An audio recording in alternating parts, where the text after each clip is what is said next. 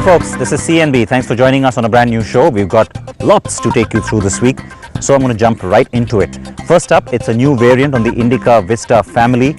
It's an interesting one as well. This is the D90 that I've been speaking about with some of you online. Here is our review.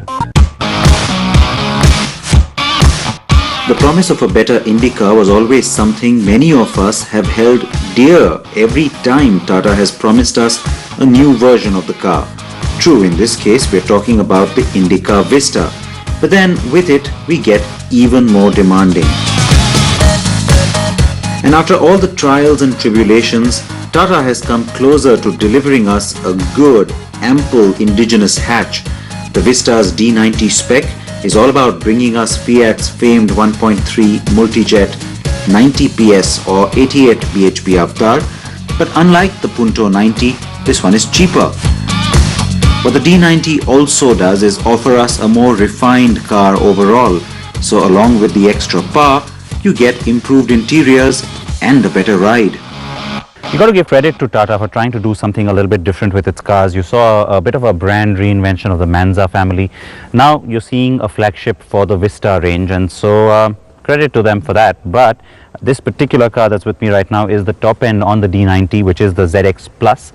What you are seeing here though is a few, there are a few add-ons. There's a bit of an exaggerated bumper at the rear. There is more than an exaggerated spoiler. It's almost a little absurd. A big huge spoiler at the back.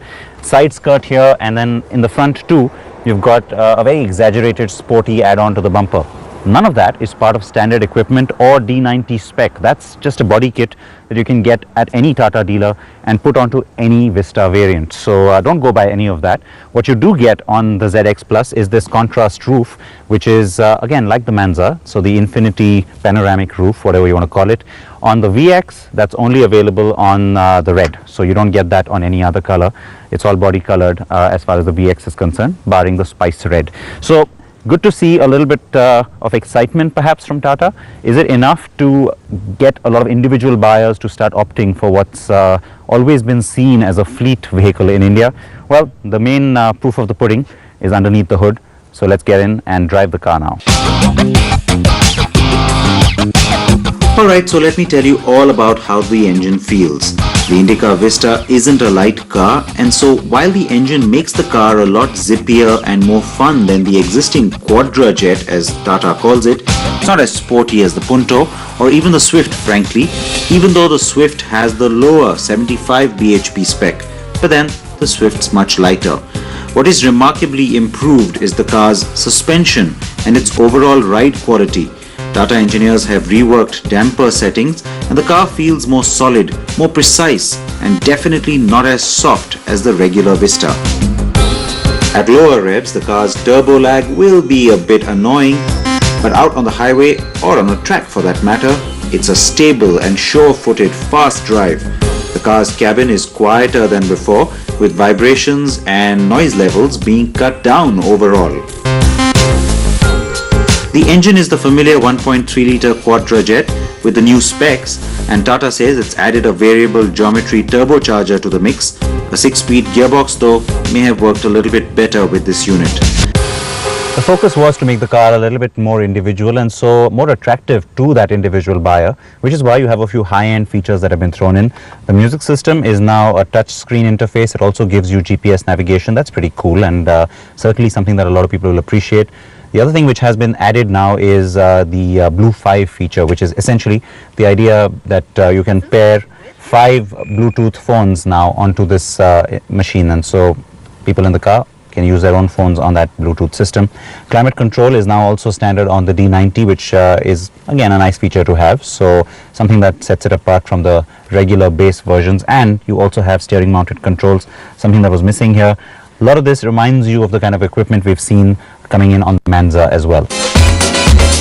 There are two variants, as I said. The VX is priced at 5,99,000 rupees, while the ZX Plus is all bells and whistles and costs 82 grand more. And then there is this yellow number we simply had to show you. You know how in the European market you have a lot of hot hatches, which are basically souped up versions of existing cars. things like the Cross Polo, the Cross Golf from VW, for instance. So giving that car a little bit of an extra SUV characteristic, perhaps. Well, that's what Tata has tried to do. You can see there's a spare wheel mounted on the rear door here. The overall height of this vehicle has been increased. It's got a raised suspension, 16-inch alloy wheels, finished off in this really nice bright canary yellow, and in the front you get to see a few other styling elements, a sportier bumper, air scoops, and overall the idea of doing this version is not just to do a design study or not just to put it out here as a display unit. The D90 Extreme badging tells you that there's a little bit more to it.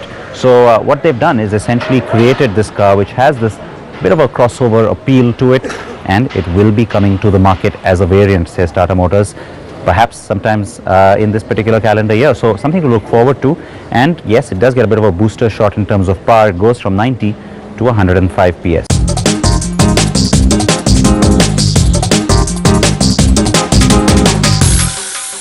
So how about that new D90 Extreme? Well, you got to react to it because it's going to be sooner than later that Tata finally brings that in. We can't wait for that to come to the market. And overall, the Vista seems to have moved up, isn't it? Become a little bit more premium. So react to the car in general as well. I'll wait for your feedback. Now, every 2 years here in Delhi,